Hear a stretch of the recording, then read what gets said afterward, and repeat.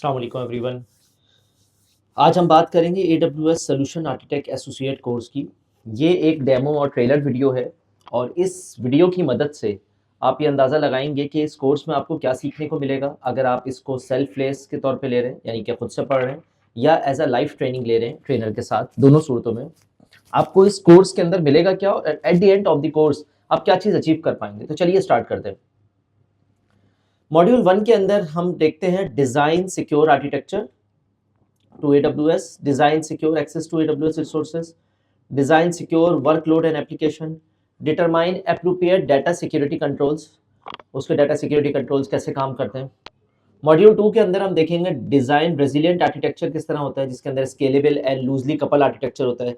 Highly available और fault tolerance architecture किस तरह काम करते हैं। फॉल्ट टॉलरेंस का मतलब है कि एक जगह से डाउन हो जाए तो दूसरी जगह से कैसे वो अप होगा। तो फॉल्ट टॉलरेंस आर्किटेक्चर किस तरह काम करते हैं, वो सारी चीज़ें इसके अंदर हम देखते हैं।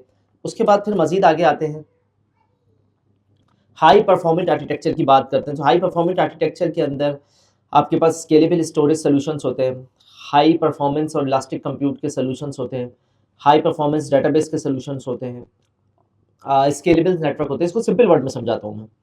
पहली वाली जो चीज़ आप लिखी हुई नज़र आ रही है, हाई परफॉर्मेंट और स्केलेबल स्टोरेज सॉल्यूशन, इसका मतलब है कि स्टोरेज सॉल्यूशंस की स्केलेबिलिटी के बारे में बात कर रहा है। यानी कि S3 बकेट हो गया, उसके अंदर स्टैंडर्ड हो गया, स्टैंडर्ड के बाद इनफ्रीक्वेंट एक्सेस हो गया, तो इनके बारे में ये बात हो रही है। उसके बाद दूसरा आता है high performant elastic compute solution. Elastic compute solution की अगर मैं बात करूं तो उसके अंदर आपके पास क्या चीज़ें आ जाती हैं। उसके अंदर जो ज़रूरी चीज़ आती है वो आती है कि EC2 बनेगा कैसे, EC2 पे काम किस तरह होगा, EC2 की डिप्लॉयमेंट किस तरह होगी, तमाम चीज़ें।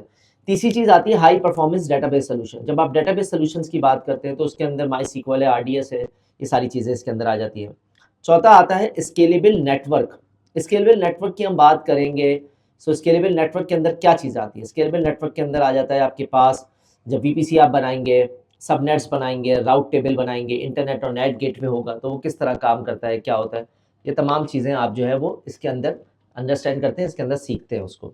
उसके बाद आता है डाटा इंजेशन। डाटा इंजेशन और ट्रांसफॉर्मेशन की अगर मैं बात करूं तो उसके अंदर आपके हाई स्पीड जो डाटा सर्विसेज होती हैं उसके बारे में बात होती है। डाटा किस तरह से इन होगा, किस तरह से आउट होगा, इनकी तमाम आर्किटेक्चर और सॉल्यूशंस के ऊपर हम बात करते हैं। कॉस्ट ऑप्टिमाइज आर्किटेक्चर की हम बात करें, सो कॉस्ट ऑप्टिमाइज के अंदर आपके पास स्टोरेज आर्किटेक्चर आ जाते हैं, कंप्यूट सॉल्यूशंस आ जाते हैं, डेटाबेस सॉल्यूशंस आ जाते हैं, कॉस्ट ऑप्टिमाइज नेटवर्क आ जाते हैं। हम चारों को बारी बारी अंडरस्टैंड करते हैं। कॉस्ट ऑप्टिमाइज स्टोरेज सॉल्यूशंस का मतलब यह है कि आपके पास जो S3 बकेट से आपके पास जो दूसरे स्टोरेज सॉल्यूशन है उसमें कौन सस्ता है, कौन महंगा है, कितना सस्ता कर सकते हैं, कहाँ कहाँ पैसे बचा सकते हैं। सेम आपकी वर्चुअल मशीन्स के ऊपर, सेम फॉर डेटाबेसेस के ऊपर और सेम फॉर ऑप्टिमाइज नेटवर्क के ऊपर आपकी ये चीज़ें आ जाती हैं, जहाँ पे आप इजीली अंडरस्टैंड कर सकते हैं इसको कि कहाँ कहाँ पैसे बचा सकते हैं और कहाँ कहाँ पैसे नहीं बचा सकते हैं। उसके बाद फिर हम मज़ीद आगे की तरफ जाते हैं, तो इसके अंदर आपके पास आ जाता है सर्टिफिकेशन की अचीवमेंट, के सर्टिफिकेशन को कैसे पास करना है आपने सोल्यूशन आर्किटेक्ट। क्योंकि ये 3-in-1 कोर्स नहीं है तो इसका कोर्स का दौरानिया भी छोटा होगा, इसके कंटेंट भी कम होंगे।